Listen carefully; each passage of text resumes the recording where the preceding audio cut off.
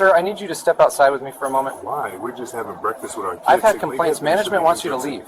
Complaints about what? That's not something I'm going to argue here. So you're telling me to leave?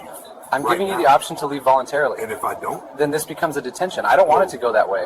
Officer Daniel Harper believed he was responding to a routine service call.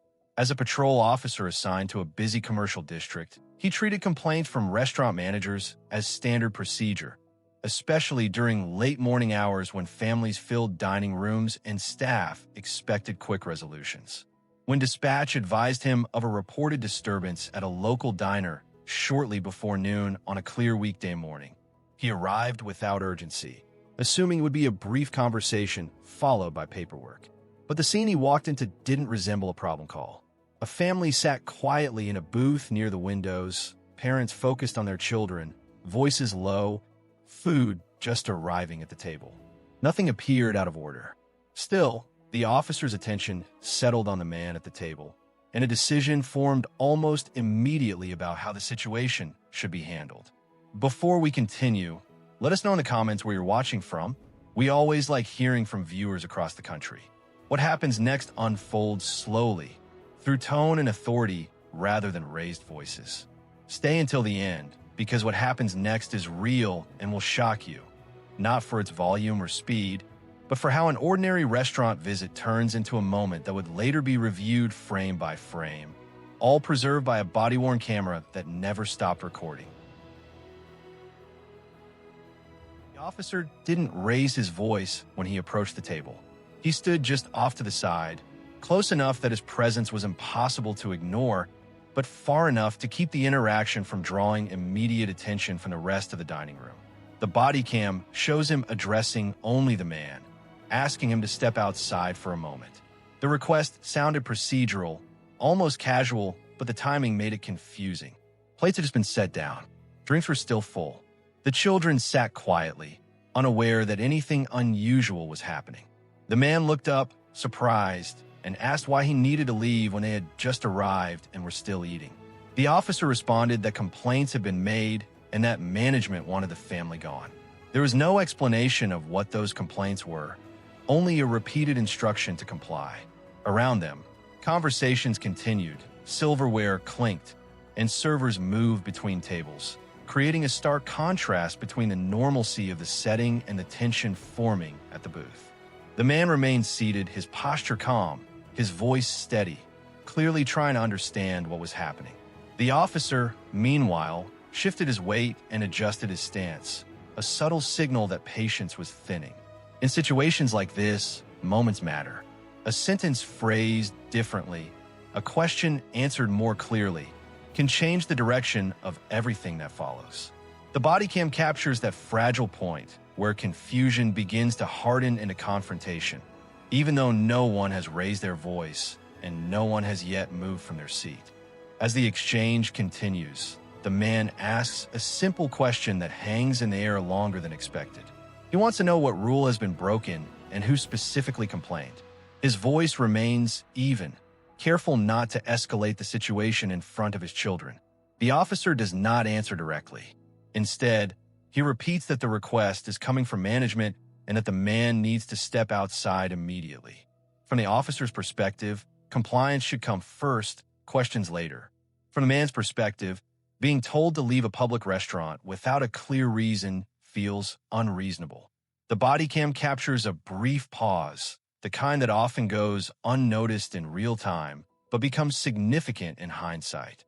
The man glances at his family, then back at the officer, making it clear he is trying to process what is being demanded of him. Other diners begin to notice. Conversations soften. A few heads turn. The officer's tone tightens slightly as he warns that refusing to leave could lead to further action. There's still no shouting, no sudden movement, just an unmistakable shift in authority and resistance. This is the point where the encounter stops being about a complaint and starts becoming about control.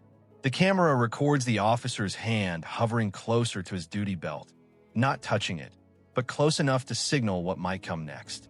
The man remains seated, shoulders squared, continuing to ask for clarification rather than backing down. In many body cam videos, this is the moment that defines everything that follows. when neither side is willing to yield, and a situation moves from misunderstanding to confrontation without a single raised voice. At this stage, the officer makes his position clear. He tells the man that he is being given a lawful order and that failure to comply will change the nature of the encounter. The wording is careful but firm, the kind of phrasing officers are trained to use when they believe cooperation is slipping away. The man responds by stating that he is not refusing outright, but that he wants to understand why his family is being singled out. His tone remains controlled, but the frustration is beginning to show. The children shift in their seats, sensing the tension even if they don't fully understand it. The officer does not address them, keeping his focus locked on the man, repeating that the discussion will happen outside. Around them, the restaurant feels quieter now, as nearby tables become aware that something is unfolding. A server hesitates a few steps away, unsure whether to intervene or stay back. The body cam captures the officer's breathing becoming slightly more audible, a subtle sign of stress that contrasts with his composed words. The man asks whether he is being detained, a question that often marks a turning point in these encounters.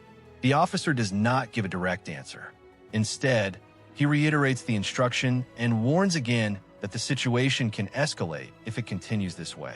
In that moment, the power imbalance becomes impossible to ignore. One person is asking for clarity. The other is demanding compliance. And the camera continues to record every second, preserving a scene that will later be analyzed far beyond the walls of that restaurant. With the tension now unmistakable, the man takes a breath and asks for a supervisor. He says it calmly, making it clear he is not trying to argue, only seeking another set of eyes on what is happening. Requests like this are not unusual, but they often change the atmosphere immediately. The officer pauses, visibly weighing his response, then steps back and radios the request in. For a moment, nothing happens. The man remains seated with his family, hands visible, posture still controlled. The officer stands a few feet away, maintaining watch while waiting for a response from dispatch. Nearby diners try to return to their meals, though the mood in the room has shifted. Conversations are quieter now, more cautious. The children glance between their parents and a uniformed figure standing beside the table. The body cam captures this waiting period in real time, a stretch of minutes where no one speaks much, but everyone feels the weight of what could come next. The officer's stance relaxes slightly, but his expression remains guarded. The man looks straight ahead, clearly aware that every word and movement matters. In many encounters, this is the moment when situations either cool down or tip over the edge. Nothing dramatic happens yet, but the sense of uncertainty grows. Both sides know that once a supervisor arrives, the interaction will take on a different shape for better or worse. When a supervisor arrives, the dynamic in the restaurant shifts almost immediately. The second officer approaches more slowly, taking a moment to observe the scene before speaking. Instead of issuing commands, he asks what is going on and invites the first officer to explain the reason for the call. The explanation is brief and procedural, centered on complaints and a request for management. The supervisor then turns to the man, asking him to explain his understanding of the situation. The man speaks calmly, describing how his family was seated, eating, and suddenly told to leave without a clear reason. His voice is steady, measured, and deliberate. The supervisor listens without interrupting, nodding occasionally. This exchange changes the tone in the room. The officer who initiated the contact steps slightly back, no longer the sole authority in the interaction. Nearby, diners resume eating, sensing that the intensity has softened. The children relax in their seats. The body cam captures how the presence of a second officer slows everything down, creating space for explanation rather than repetition. It becomes clear that the encounter is no longer moving on momentum alone. Instead, it is being re-examined moment by moment in a way that wasn't happening before. The supervisor asks a few follow-up questions, focusing on specifics rather than assumptions. He inquires about the nature of the complaints and whether management has provided anything concrete beyond general discomfort. The answers are vague, and the supervisor appears to notice. He explains, in a calm and neutral tone, what authority officers have in situations like this and what limitations also exist. The man listens closely, nodding, clearly relieved that the conversation has shifted toward explanation instead of commands. The supervisor then addresses the option of stepping outside, framing it as a way to talk privately rather than as an order. After a brief pause, the man agrees, standing up slowly and reassuring his family that he will be right back. No hands are placed on him. No voices rise. The officer who first approached steps aside as the supervisor leads the way toward the exit. The body cam captures the change clearly. What once felt like a looming confrontation now resembles a controlled, procedural interaction. This moment underscores how quickly situations can de-escalate when communication replaces repetition, and how different the outcome can be when clarity is introduced before force ever becomes part of the equation. Outside the restaurant, the conversation continues away from the eyes of the other customers. Morning light spills across the sidewalk as the supervisor explains the situation more plainly, outlining what the business is allowed to request and what officers can reasonably enforce. The man asks a few final questions, not argumentative, but careful, making sure he understands what is being asked of him. The supervisor acknowledges that the situation could have been handled differently and emphasizes that no one is accusing the family of wrongdoing. The original officer remains nearby, listening but largely silent. The body cam captures the contrast between the confined tension of the dining room and the calmer tone outside. Passing traffic hums in the background. The man's shoulders relax slightly as it becomes clear that he is not being detained and that force is not on the table. What could have turned into a public scene instead slows into a measured exchange, shaped less by authority and more by explanation. This is the point where the encounter's direction becomes clear and where the outcome begins to take form. After several minutes, the supervisor reaches a decision. He explains that without a clear violation or specific disruptive behavior, there is no basis to force the family to leave immediately. The man listens closely, asking whether he is free to return to his table. The supervisor confirms that he is, reminding him that if management still has concerns, they can address them through proper channels. The officer who initiated the contact nods, but says little, his posture noticeably less rigid than before. The man walks back inside alone, rejoining his family as quietly as he left. The children look relieved, and nearby diners return fully to their meals, the moment passing without further incident. From the body cam's perspective, it feels almost anticlimactic, but that is precisely the point. No arrest is made. No citation is issued. What remains is the record of how close the situation came to becoming something far more serious, and how a few key decisions prevented that outcome. The footage captures the officers stepping away, the restaurant returning to normal, and the lingering sense that what just happened will not end here, even if the immediate encounter has.